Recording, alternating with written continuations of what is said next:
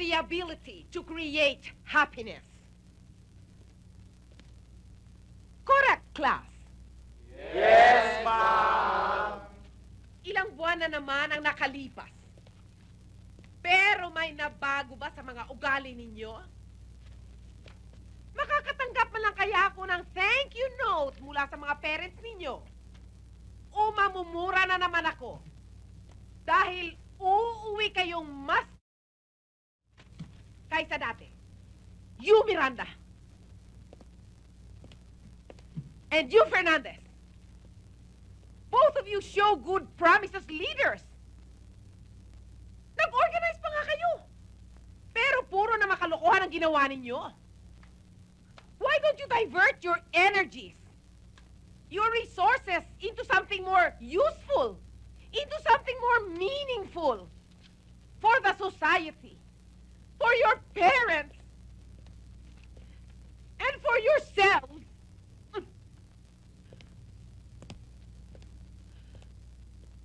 Pero, ngayon pa lang, tinatanggap ko na ang katotohanan kahit kailan ay hindi ko mapagbabago ang mga ugali ninyo.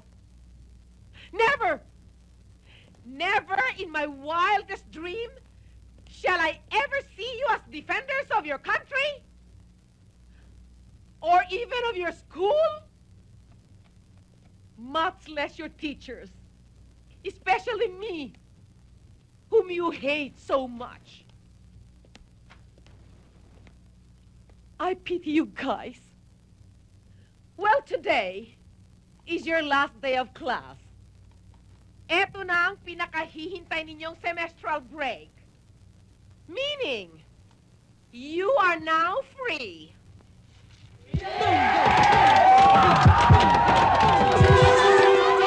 Bitawan niyo ako! Alis ka dito! Mga kawit ba yan, mga salbosa!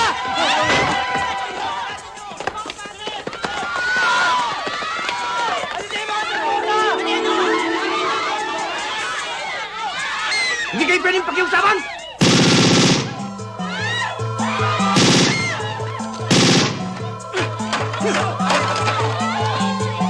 Pili kayong mabuti! Binibigyan namin kayo ng ilang araw lang para lisanin ang lupa ng mga salbosa! Naintindihan niyo ba? Andiyan ho sila, Jack!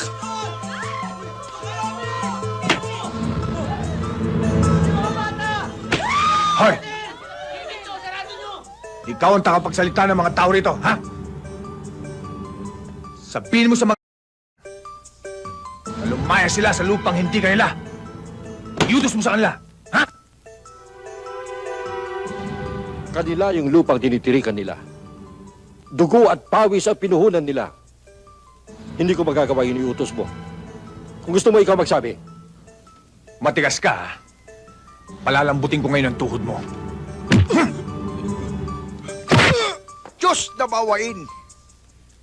Diyos ko patawarin, Jess. Kamuntik na ako maging kriminal. Kamuntik ko nang ilagay sa aking mga palad ng batas. Kamuntik nang mabahiran ng dugo ang aking mga kamay. Chong, yung totoo. Totoo! Kung hindi ako nagpagpigil, nasunto ko yun! Sipa! Natadyakan! Kiko, yung totoo. Kaya hindi ko nga ginawa eh. Dahil marami sila. Kaya nagpasensya ako. Eh kung ako hindi pagpasensyahan, mahirap na. Kayo naman, oh. Hindi naman ganyan kwento nyo kanina eh. Ang kwento nyo, kayo unang tumakbo. Ganun ba? Oo. Yung ganjak na yan eh. Pagdating eh, marami kasama. Putok dito, putok doon, sipa dito, sipa. Talagang binulabog ang mga tao. Hindi pa sila nakontento ron. Pumunta sila sa pinagtatrabahuan namin, binubog si Mang Caryo. Ba't binubog si Mang Caryo? Ano atraso niya? Gusto nila si Mang Caryo mangumbinsi sa atin para lumayas dito. Alam mo naman mga pamilya Salbosa, mga halang ang kaluluwa.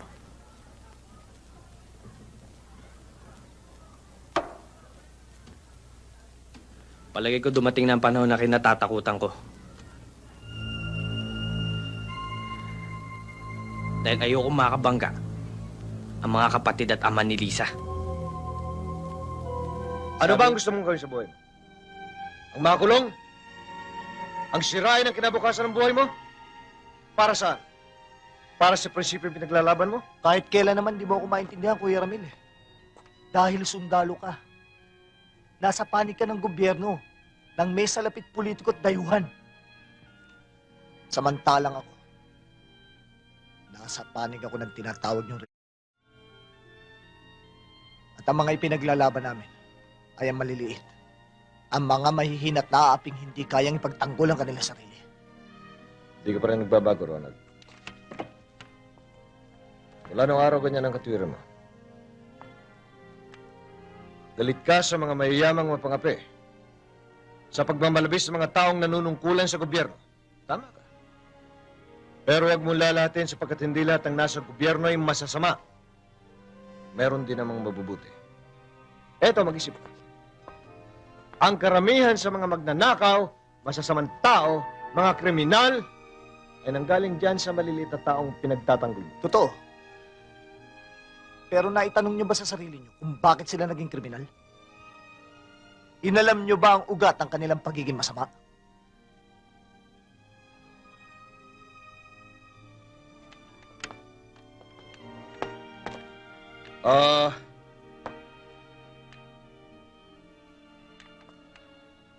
Baliwala na ba sa'yo ang pagiging magkapatid natin? Huwag mo akong daanin sa sentimiento, Kuya Ramil. Hindi mo ako makukuha sa ganyang taktika.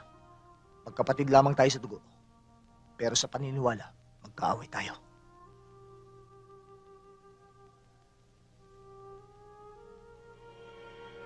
Bueno, kung yun ang paniniwala mo, wala akong magagawa.